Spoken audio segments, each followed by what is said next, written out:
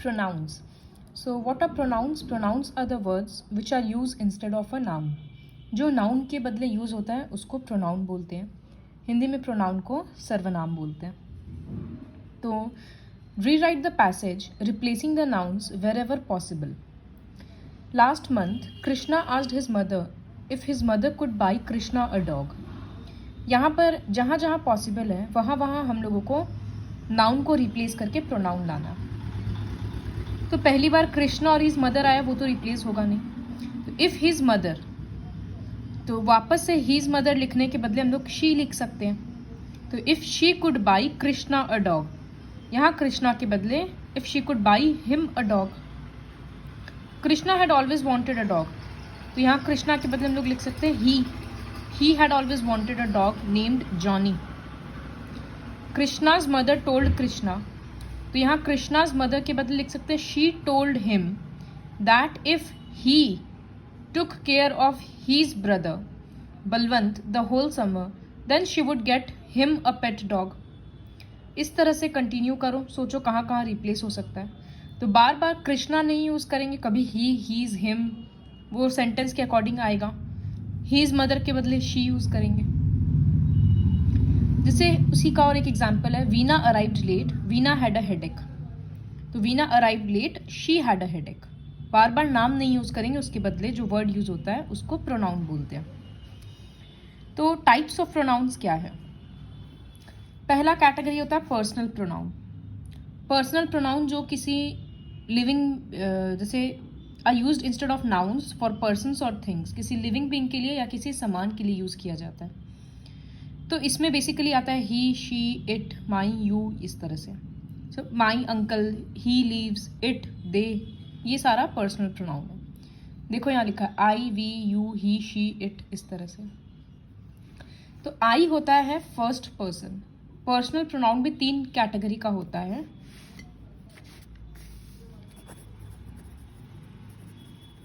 Personal pronoun 3 category का होगा.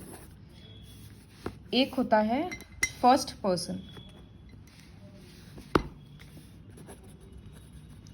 तो फर्स्ट पर्सन मतलब आई आता है इसमें जब हम अपने बारे में बात कर रहे हैं. फिर एक होता है सेकंड पर्सन. सेकंड पर्सन में होता है यू, जब सामने वाले के बारे में, सामने वाले को बोल रहे हैं. और होता है थर्ड पर्सन, मतलब वो इंसान जिसके बारे में बात कर रहे हैं वो अभी यहाँ पर नहीं है, या वो जगह यहाँ पर अभी नहीं है. तो यहाँ पर आता है दे, ही, शी, ये सब आता है. सो ये पर्सनल प्रोनाउन का 3 कैटेगरी हो गया, फर्स्ट पर्सन, सेकंड पर्सन और थर्ड पर्सन. फिर पर्सनल प्रोनाउन जो इट था उसको कहाँ कहाँ यूज़ करते हैं? तो जनरली नॉन लिविंग थिंग्स के लिए इट यूज़ होता है. बेबीज के लिए इट यूज़ होता है, बच्चों के लिए. जैसे I had a blue cap, I lost it. तो वापस आई लॉस्ट ब्लू कैप नहीं लिखकर आई लॉस्ट इट लिखा हुआ है. The cat jumped down, it landed on a dustbin. तो कैट के लिए इट यूज़ हुआ. The baby was thirsty, I gave it a glass of water. देखो बेबी के लिए भी इट हुआ, क्योंकि बेबी से हम लोग को नहीं समझ में आ रहा है ही है या शी है. फिर कभी कभी एज एन एम्प्टी सब्जेक्ट भी यूज़ होता है, जैसे जब मौसम के बारे में, टाइम के बारे में बात कर रहे हैं. तो जैसे it is 10 o'clock, it is hot, it boils at this, इस तरह से. तो टाइम, वेदर, टेम्परेचर, डिस्टेंस, इन सब के लिए भी कभी इट यूज़ किया जाता है. और refers to something that can not be identified. किसी सामान के बारे में बात करना है लेकिन सामान क्या है ये नहीं पता. जैसे I think it is made out of rubber. किस चीज़ का बात हो रहा है नहीं पता, तो इट यूज़ कर देंगे. तो ये था पर्सनल प्रोनाउन. नेक्स्ट कैटेगरी है पोजेसिव प्रोनाउंस. सो पोजेसिव प्रोनाउंस मतलब जिससे सामान का पोजीशन का पता चलता है. पहले वीडियो में हम लोग पढ़े थे पोजेसिव नाउन्स. नाउन में एपोस्ट्रोफी लगा रहे थे, लेकिन अभी हम लोग प्रोनाउन यूज़ कर रहे हैं. तो mine, his, hers, this is Catherine, she is a cousin of mine. तो शी इज़ माई कज़न नहीं बोलकर she is a cousin of mine. Is this pen yours, whose jacket is this, this is his. तो जो pronoun है mine, yours, his, hers, ये सब सारा positive pronouns होता है. तो देखो पर्सनल प्रोनाउन है आई, उसके बदले पॉजेसिव प्रोनाउन होता है माइन। पर्सनल प्रोनाउन है यू, उसके बदले पॉजेसिव प्रोनाउन होता है योर्स। ही का हीज, शी का हर्स, इस तरह से लर्न करना होगा। इट का कोई पॉजेसिव फॉर्म नहीं होता। वी के बदले आवर्स, दे के बदले देयर्स। फिर नेक्स्ट कैटेगरी है प्रोनाउन का reflexive pronouns. So reflexive pronouns are used as subjects of a verb when the action of the verb affects the subject. जैसे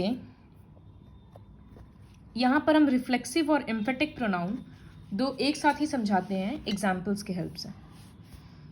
सो हम दो सेंटेंस लिख रहे हैं। I opened the door myself, और एक सेंटेंस लिख रहे हैं I myself opened the door. इन दोनों सेंटेंस को अब अगर हिंदी में कन्वर्ट करेंगे तो यहाँ पर क्या ये सेंटेंस का मतलब है, हम डोर खोले खुद से, और यहाँ पर है हम खुद से डोर खोले। तो जो फर्स्ट सेंटेंस है उसमें बोला जा रहा है कि मतलब उसमें ये माई सेल्फ वर्ड बता रहा है कि ये एक्शन एक यहाँ पर एक ऑब्जेक्ट के जैसे ये यूज़ किया जा रहा है इस वर्ब को।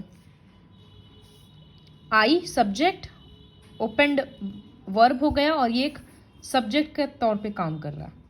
पता चल रहा है कि डोर को कौन खोला। फिर बट यहाँ पर जो सेकेंड सेंटेंस है आई माई सेल्फ, यहाँ ऑलरेडी एक प्रोनाउन है, उसके बाद ये एक प्रोनाउन वापस यूज़ हुआ है। क्यों यूज़ हुआ है? ये दिखाने के लिए, ज़्यादा उस पर एम्फेसिस, इम्पोर्टेंस दिखाने के लिए कि हम खुद दरवाज़ा खोलें। तो इसी वजह से इसको बोला जाता है एम्फेसाइजिंग प्रोनाउन। एम्फेसाइजिंग प्रोनाउन या फिर एम्फेटिक प्रोनाउन।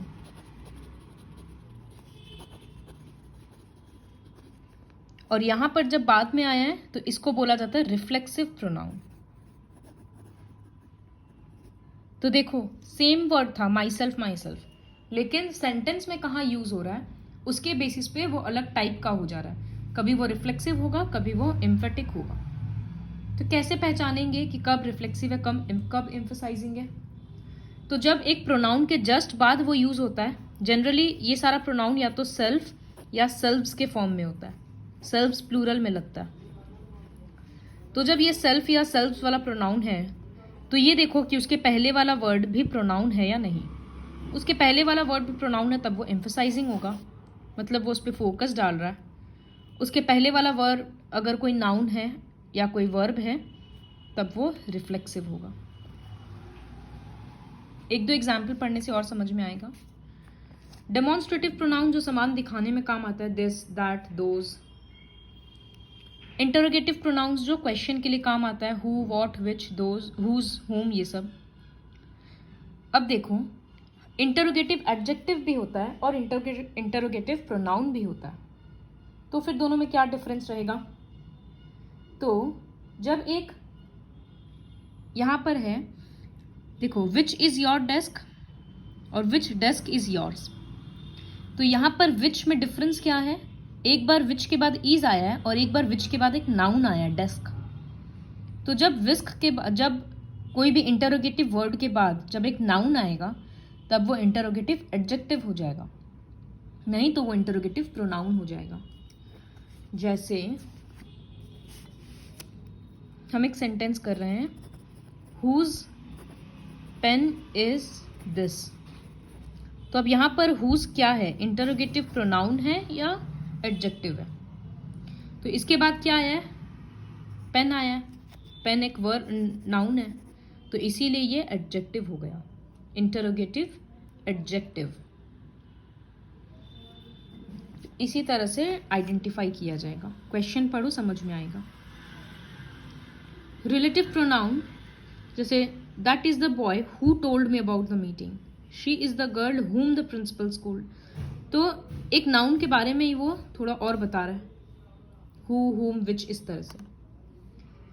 इनडेफिनिट प्रोनाउन मतलब जिसके बारे में हम लोग श्योर नहीं है कि किसके लिए यूज हो रहा है। जैसे somebody rescued him, कौन रेस्क्यू किया नहीं पता, nobody helped them, इस तरह से। तो ये सारा वेरियस टाइप्स ऑफ प्रोनाउंस था सबका नेम ज़रूर से लर्न करना है और सबका एग्जाम्पल्स, डेफिनेशंस करने का ज़रूरत नहीं है, एग्जाम्पल्स लर्न करेंगे तो ऐसे ही हो जाएगा। तो अब एक्सरसाइज शुरू करते हैं। So the first question is fill in the blanks using appropriate pronouns. पहला में Varsha dash is very friendly lives next door. तो ये इज वेरी फ्रेंडली वर्षा के बारे में ही बोला जा रहा है, तो यहाँ लिखेंगे Varsha who is very friendly. Tania dash baked the cake, Tania who baked the cake. The man dash staying at the Taj hotel met my uncle, the man who was staying. Dash gets excited very easily, she gets excited या he gets excited.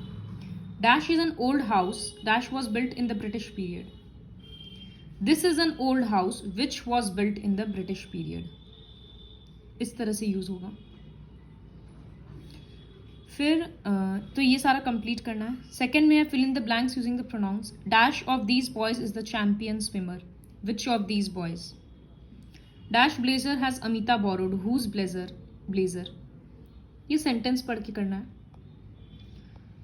सी वाला question है rewrite the sentences after correcting the errors. Who made this basket, myself made it. तो my self नहीं होगा, I made it. तो ये पूरे sentence में माई सेल्फ के बदले आई होगा। पूरा सेंटेंस कॉपी में वापस लिखना है। सेकेंड है Raman got an award, they were the best performer. तो रमन तो एक ही लड़का है ना, तो Raman got an award, he was the best performer. Where के बदले वॉज हो जाएगा। One of our teachers has gone, they will return next week. तो वन ऑफ अवर टीचर्स मतलब एक टीचर गया हुआ है, तो दे कैसे होगा, तो यहाँ ही या शी लिखेंगे। तो ही या शी हम लोगों को पता नहीं है, तो वो इस तरह से लिखेंगे, ही और शी।